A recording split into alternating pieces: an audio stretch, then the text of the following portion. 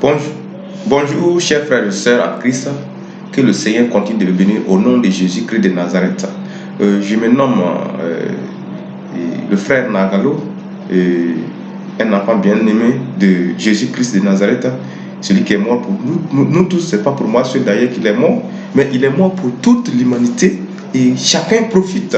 Et Dieu dit dans sa parole, celui qui a cru en Jésus-Christ est sauvé.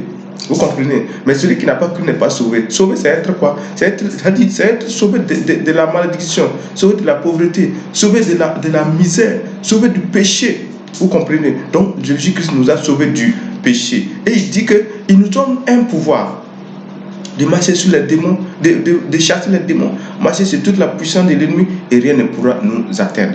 Alléluia. Pour cela, nous allons lire dans le livre de Luc chapitre 10 au verset 19. Il dit, je lis la parole de l'Éternel au nom puissant de Jésus-Christ de Nazareth.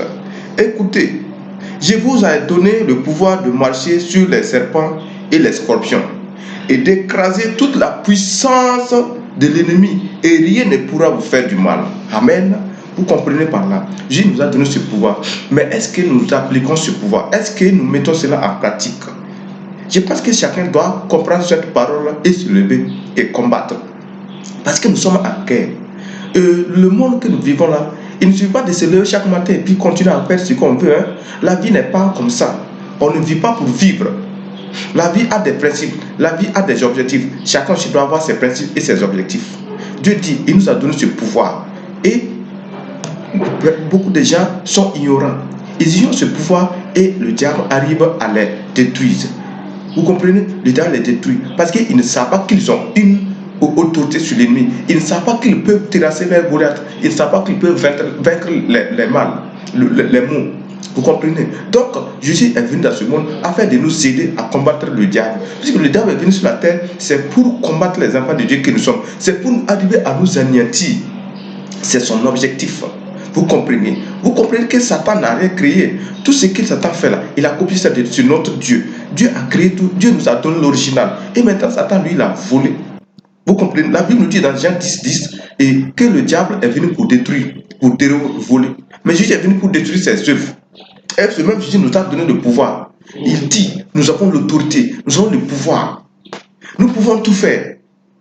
Mais si on est ignorant, le diable toujours nous marcher sur nous. Si on ne sait pas qui nous sommes vraiment, Dieu ne va pas venir marcher à notre place. Il ne va pas venir combattre le diable à notre place. Vous comprenez? Donc, Dieu veut que nous levons et combattre. Il dit, il nous a donné le pouvoir de marcher sur les serpents et les scorpions et rien ne peut nous arriver du mal. Vous comprenez? Vous comprenez que Dieu nous a tellement aimés. Il a envoyé Jésus-Christ. Jésus est venu, ce n'est pas seulement pour nous sauver du pouvoir du péché. Ce n'est pas pour nous sauver seulement de la maladie, de la pauvreté, mais aussi de nous donner le pouvoir aussi de marcher sur les serpents, les scorpions. Vous comprenez? Dans le livre de Jean 16, à partir du verset 18, il a dit, ceux qui vont croire en lui, Jésus là, voici ce qu'ils vont faire. Ils vont chasser les démons, ils vont parler de nouvelles langues.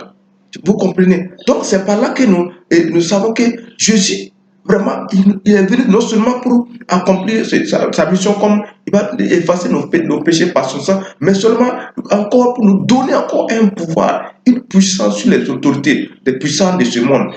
Vous comprenez qu'il y a des autorités qui dirigent ce monde que nous ne voyons pas. La vie que nous menons chaque jour là, vous comprenez, c'est le résultat, c'est-à-dire de ce qui a été décidé dans les ténèbres. Vous voyez, la journée, vous allez voir des accidents, des gens qui se font la guerre, des gens qui s'insultent, qui se tuent, des séparations, des divorces.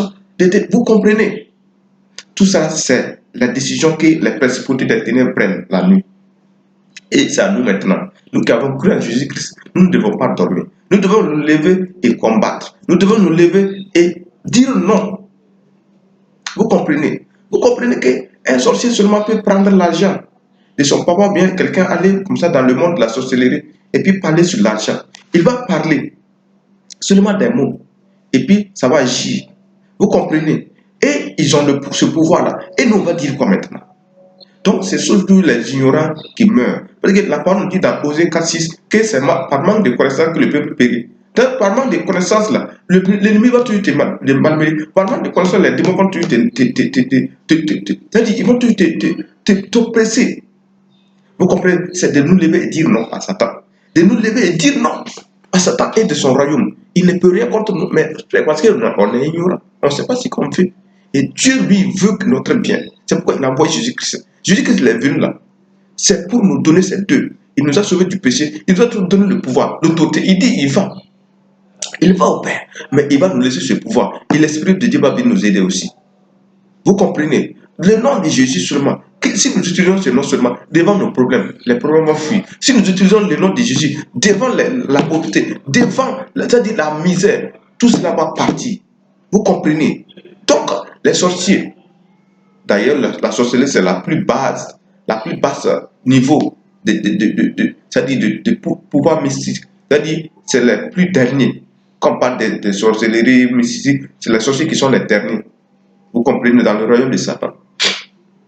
C'est eux les derniers.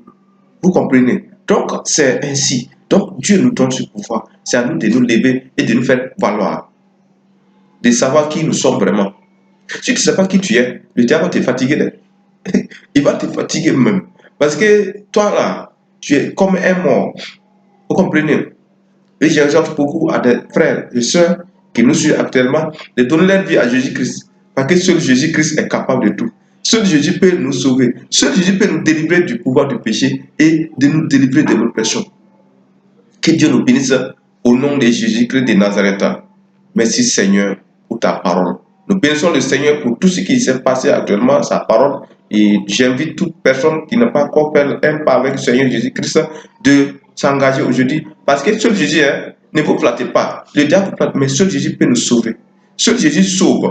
Si tu ne donnes pas ta vie à Jésus, ta vie là sera comme un poulet sans propriétaire. Le jour qu'on veut faire sacrifice là, c'est toi qu'on va chercher. Pendant ce temps, il y a des gens qui ont donné leur vie à Jésus-Christ et ils suivent Jésus. Ils savent que Jésus-Christ est le chemin, la vérité et la vie. Et c'est Jésus leur lumière, leur protecteur. Et ils n'ont pas peur. Dans le livre de Psaume 27, il dit l'Éternel est ma lumière. De qui aurais-je crainte? De qui aurais-je peur? C'est lui. Dieu nous protège. Il nous aime. Il nous protège. Vous comprenez? Donc, c'est de vous exhorter vraiment à vous lever. Nous sommes en guerre. Et si tu ne combats pas, on va te combattre. Il y a des gens là, même si tu ne les cherches pas par là, ils vont venir te provoquer.